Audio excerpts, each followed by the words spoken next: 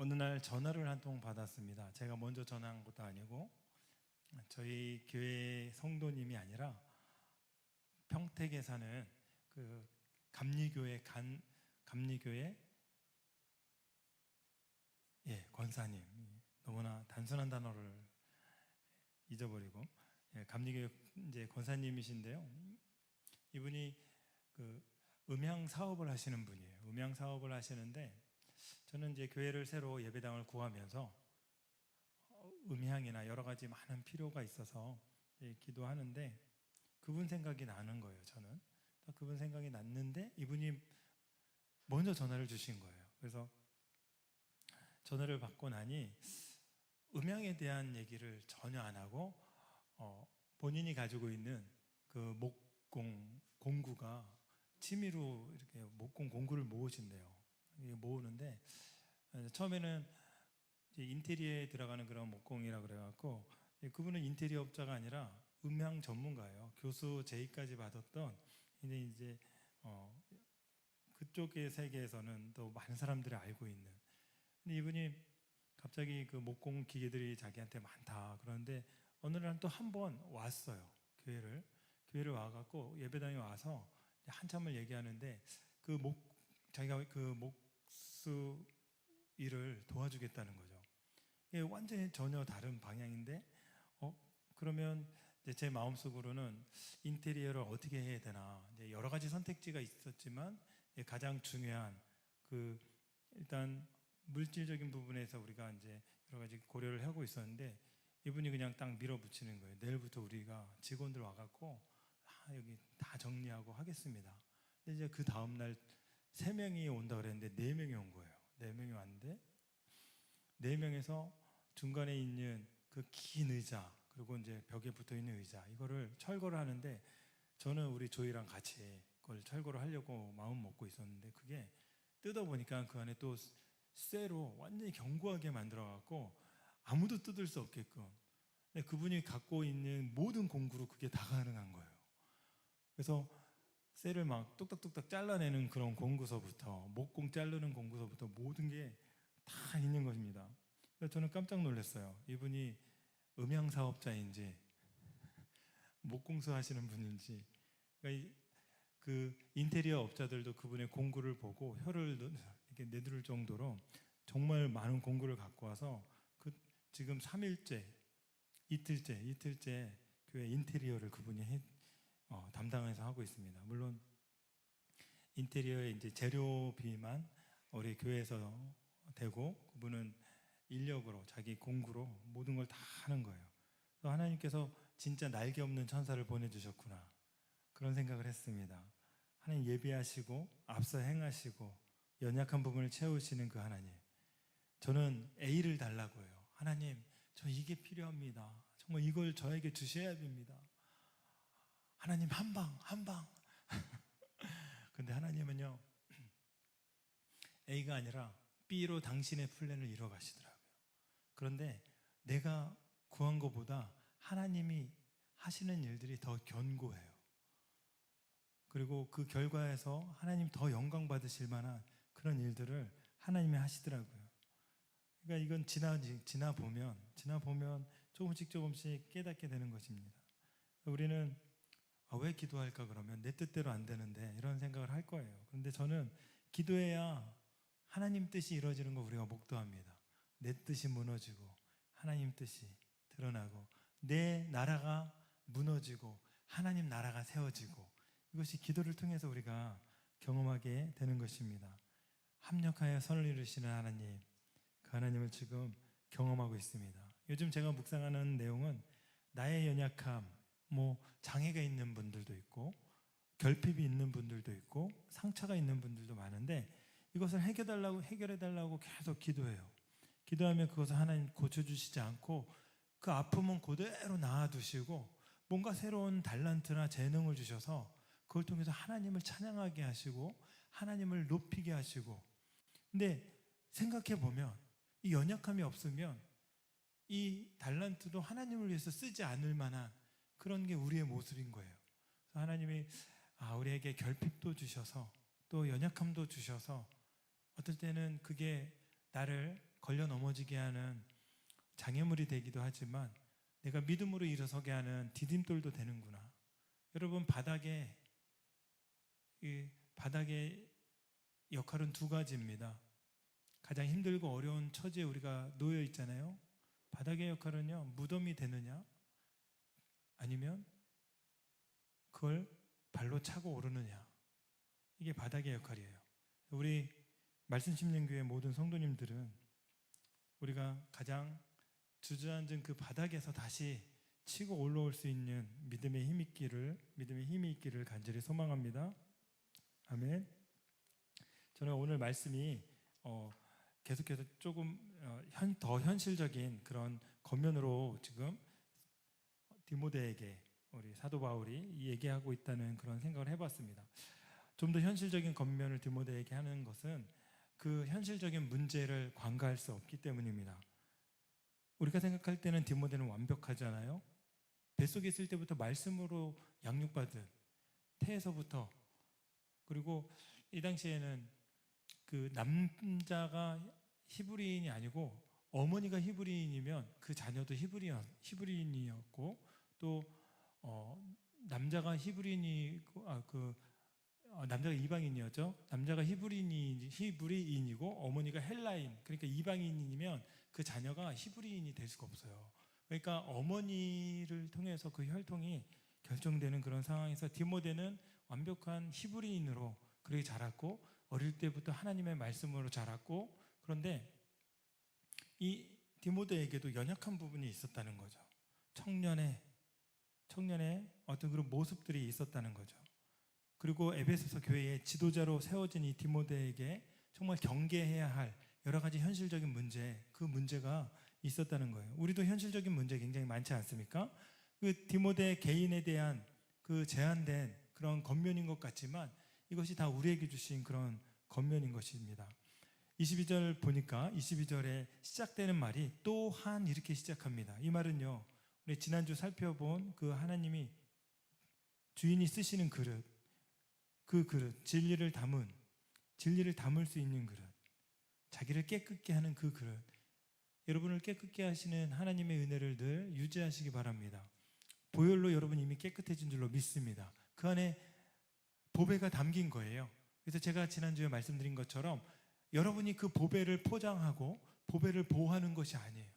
그 보배가 여러분을 보호하고 여러분을 그 깨지기 쉬운 질그릇이지만 때로는 금이 갔을 때도 스며들어서 우리를 지켜내시는 그 보배, 그 복음의 능력, 그것을 항상 마음에 품고 그 믿음으로 승리하며 살아갈 수 있는 우리 말씀심령교회 성도님들 되길 소망합니다.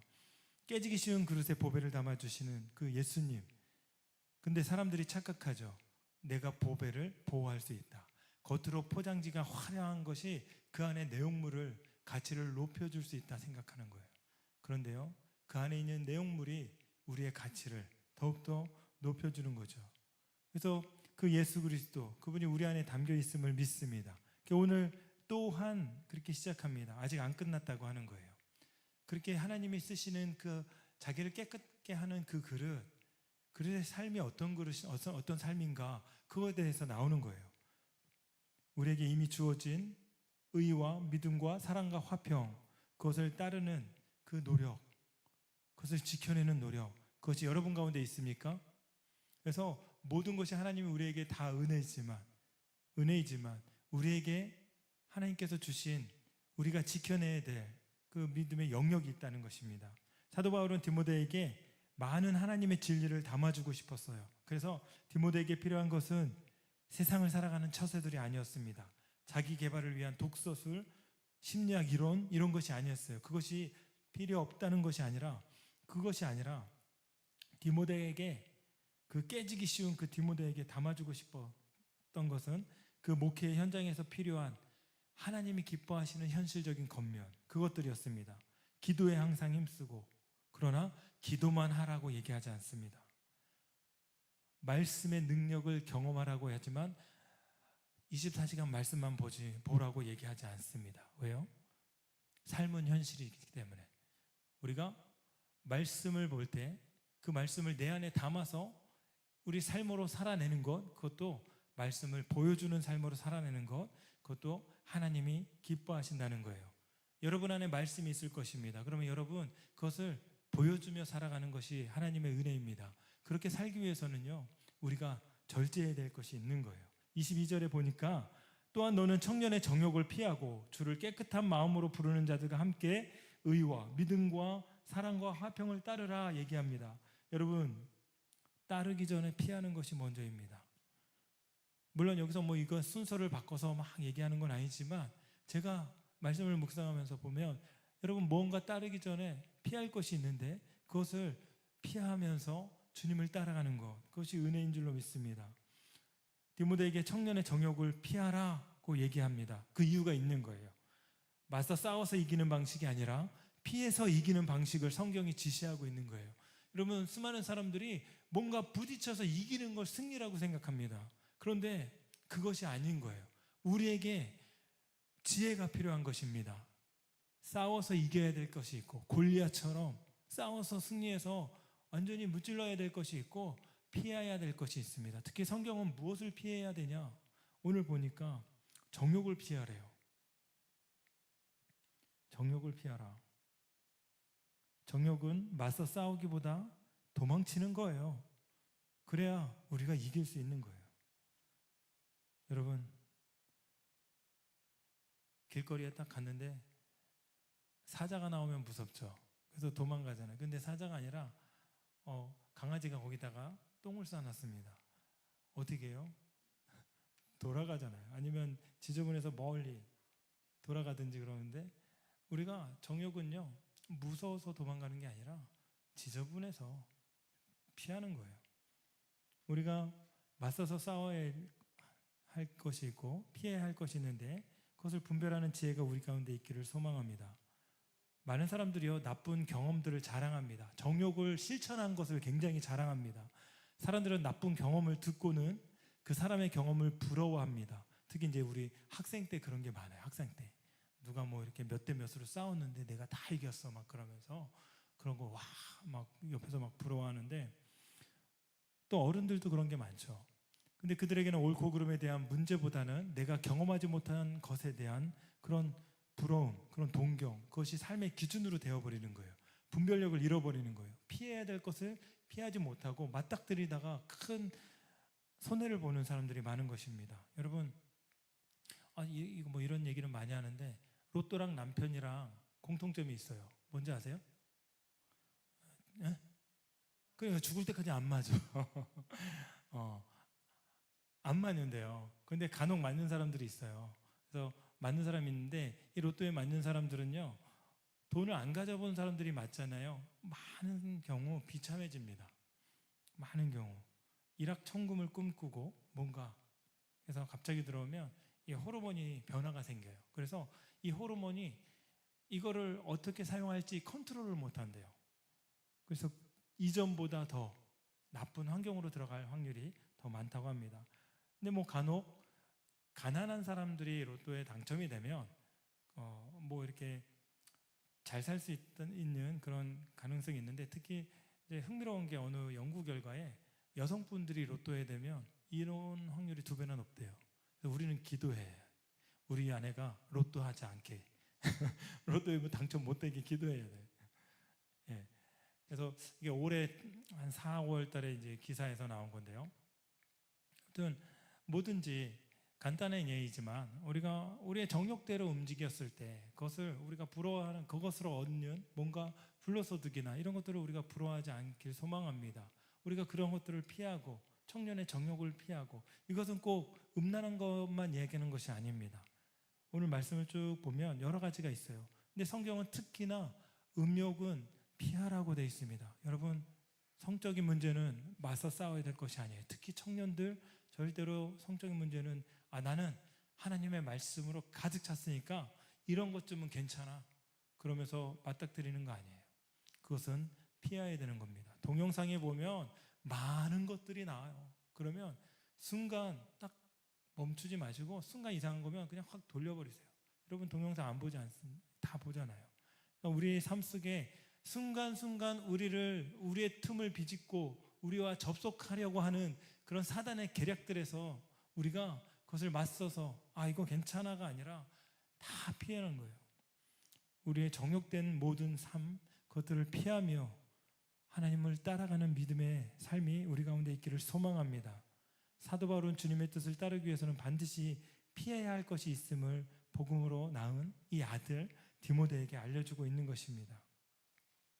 그 청년의 정욕을 피하라. 이 정욕이라는 말이 굉장히 되게 의미가 다가오는 말인데요. 이 정욕은요, 금지된 것을 동경하는 것이라고 합니다.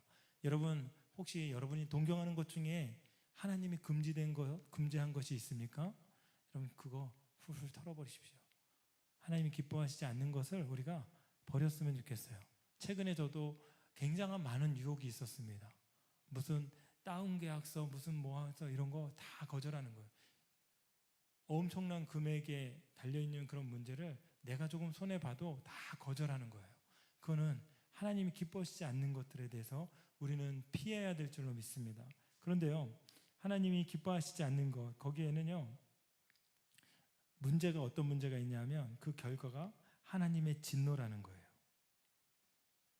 지금은 달콤하고 지금은 기쁘지만 결국은 그 길 끝에는 하나님의 진노가 있는 거예요.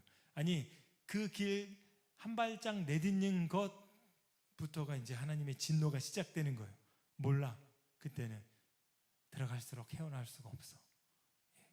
요즘에 연예계에서 터지는 수많은 사건들 보세요. 처음부터 그분들이 그러지 않았어요. 보통 우리처럼 평범하게 그렇게, 그러나 한 발자국 잘못 디딘 거예요. 우리는 분별하는 믿음의 삶으로 하나님이 기뻐하시는 삶으로 나아가길 소망합니다. 아멘. 청년이 쉽게 빠지는 것이 있습니다. 23절과 이 정욕이 또 계속 연결되는데요. 보니까 어리석고 무식한 변론을 버리라. 이에서 다툼이 나는 줄 암이라. 아멘. 버릴 줄 아는 지혜가 있어야 됩니다, 여러분. 이번에는 버리라고 하는 거예요. 무엇을 버릴까요? 어리석고 무식한 변론. 버리라는 말은요, 거절하다 이런 뜻입니다. 이런 의미가 포함되는 거예요. 디모데는 어리석고 무식한 변론을 거절해야 합니다. 이 말을 선택할 수 있다는 말이죠. 나이가 어린 지도자에게 많은 사람들이 도전해 옵니다. 깔봅니다. 디모데는 충분히 그들의 말에 반박할 수 있는 지식과 지혜와 진리의 말씀을 소유하고 있습니다. 그런데 내가 아무리 옳다고 해도 보니까 그 결과가 다툼이래요. 내가 아무리 진리를 가지고 이 사람들과 대적해도 그 결과가 다툼이래요. 그럼 다툼임을 인지한다면 내가 가진 진리의 지식까지도 변론하지 말고 그냥 져주는 거예요. 그 진리로 그 사람들을 누르고 뭔가 이겼다고 해서요, 여러분, 그것이 좋은 결과로 나오는 것이 아닙니다. 교회가 분열되고 다툼이 있을 것 같으면 지는 거예요. 저는 그런 얘기를 늘 했습니다. 목회자는요, 성도를 절대로 이길 수 없다. 이겨서도 안 된다. 왜요? 이런 말 하면 좀 그렇지만 목회자가 여러분을 더 사랑하기 때문에 그래요. 사랑하는 사람이 약자인 것입니다. 예수님이 우리를 얼마만큼 사랑하셨기 때문에, 이만큼 사랑하셨기 때문에 그분은 자신의 모든 생명을 다 주신 거예요. 그분만큼 약자가 있습니까?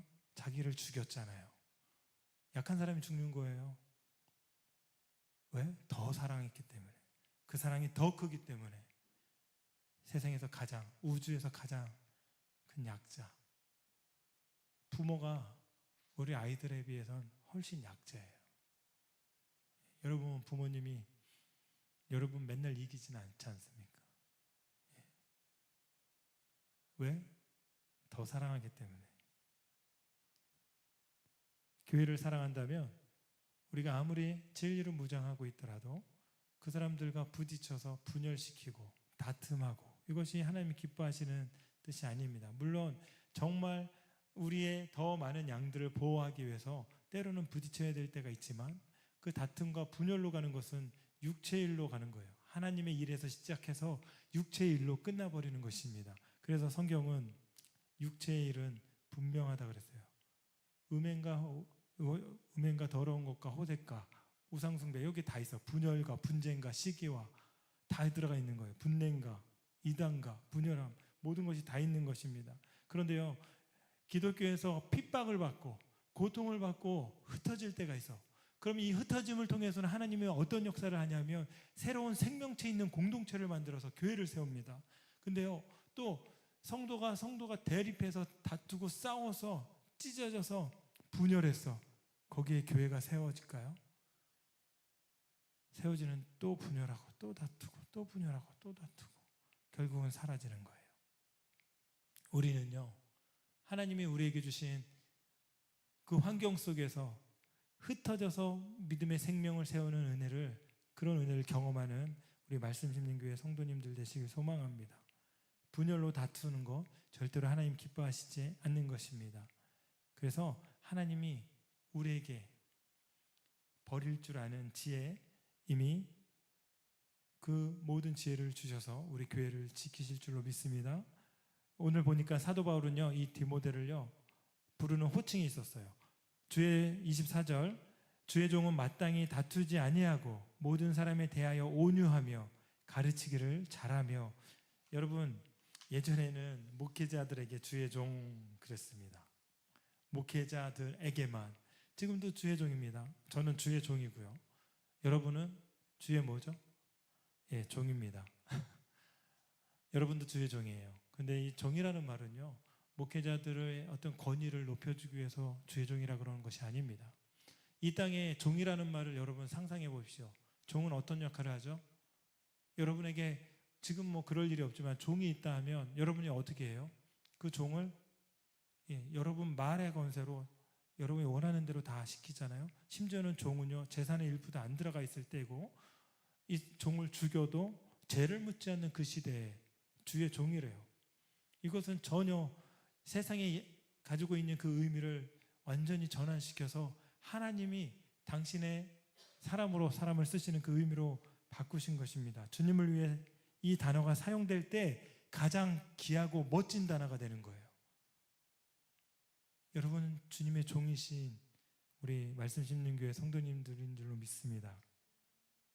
여러분, 그래서요, 인간이 만들어 놓은 가장 천한 그 의미의 단어가 주님을 위해 사용할 때 가장 멋진 단어가 되는 거예요. 누구 손에 붙잡힌 바 되느냐, 이것이 얼마나 중요한지요.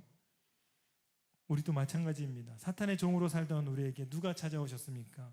예수 그리스도께서 찾아온 거예요. 그래서 우리 안에 들어오신 거예요. 전혀 다른 존재가 되어버린 것입니다. 고린도후서 5장 17절에 보니까 이전 것은 지나갔으니 보라 새 것이 되었도다. 되었대요. 세상 사람들은요, 내가 새 사람이 될 수 있다고 믿어요. 내 안에 마음만 바꾸면 새 사람이 될 수 있다고 얘기합니다. 그러나 성경은 절대로 그렇게 얘기하지 않아요. 세상 사람들은요, 내 마음이 바뀌면 이 땅에서 승리할 수 있대요. 근데 그 승리는 어디까지 보장됩니까? 내가 살아있는 동안 그것도 안 돼요. 영원까지 보장되는 건 우리의 마음을 바꿔주시는 누군가가 있는 거예요. 그분이 우리 주님인 거죠. 변화를 받는 놀라운 은혜가 있기를 소망합니다. 그래서 여러분, 이렇게 우리에게는 연약한 거지만 하나님이 그걸 들었을 때는 누구보다 존귀한 하나님의 도구로 쓰실 줄로 믿습니다.